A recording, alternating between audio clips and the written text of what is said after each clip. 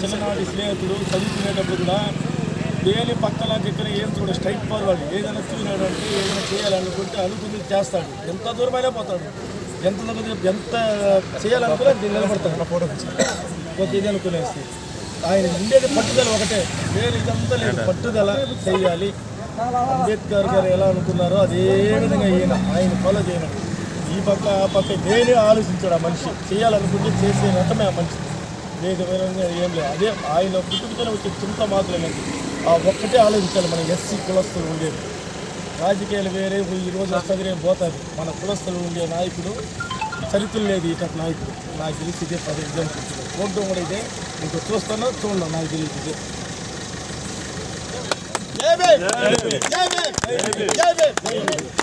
తీసుకున్నారు ఇంకా తీయాలి.